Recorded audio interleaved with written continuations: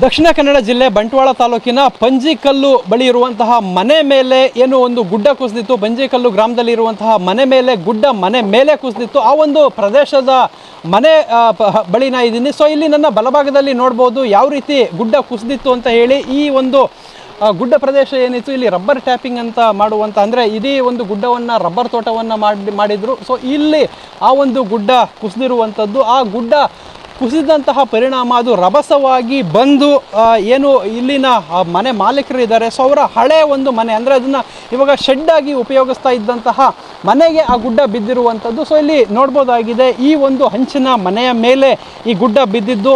So ಆ ಒಂದು ಏನು ಕಾರು ಮತ್ತು ಬೈಕ್ ಏನಿದೆ ಸೊ ಅಲ್ಲೇ ಜಖಮಾಗಿರುವಂಥದ್ದು. ಸೊ ಈ ಮನೆ ಒಳಗಡೆನೆ ಕೇರಳ ಮೂಲದ ಕಾರ್ಮಿಕರು, ರಬ್ಬರ್ ಟ್ಯಾಪಿಂಗಿಗೆ ಅಂತ ಬಂದಿದ್ದಂತಹ ಕಾರ್ಮಿಕರು ಇಲ್ಲಿದ್ದರು.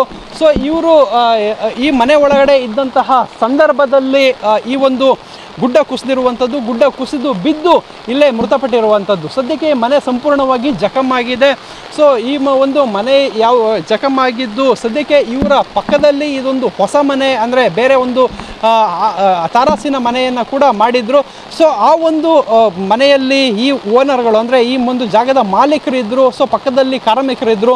ಸೊ ಈ ಒಂದು ಗುಡ್ಡ ಬಂದು ಈ ಹಂಚಿನ ಮನೆಗೆ ಬಿದ್ದಿದ್ದರಿಂದ ಕಾರ್ಮಿಕರು ಮೃತಪಟ್ಟಿದ್ರೆ, ಸದ್ಯಕ್ಕೆ ಅವರನ್ನು ಇಲ್ಲಿಗೆ ಬಿಟ್ಟು ಜಸ್ಟ್ ತೆರಳುತ್ತಾ ಇದ್ದಂತಹ ಮನೆಯ ಮಾಲೀಕರು ಕೂಡ ಅಪಾಯದಿಂದ ಪಾರಾಗಿದ್ರು ಅಂತ ಹೇಳ್ಬೋದು. ಸದ್ಯಕ್ಕೆ 3 ಜನ ಮೃತಪಟ್ಟಿದ್ದಾರೆ. ಓರ್ವ ಜೀವನ ಮರಣದ ಮಧ್ಯೆ ಹೋರಾಡ್ತಾ ಇದ್ದಾನೆ. ಸೊ ಇಲ್ಲಿ ಸಾಕಷ್ಟು ಪ್ರದೇಶಗಳಲ್ಲಿ, ಸುತ್ತಮುತ್ತಲಿನ ಪ್ರದೇಶಗಳಲ್ಲಿ ಇದೇ ರೀತಿಯ ಆತಂಕ ಎದುರಾಗಿದ್ದು, ಮಳೆ ಕೂಡ ಮುಂದುವರಿತಾ ಇರೋದರಿಂದ ಜನರಲ್ಲಿ ಆತಂಕದ ವಾತಾವರಣ ಸೃಷ್ಟಿಯಾಗಿದೆ.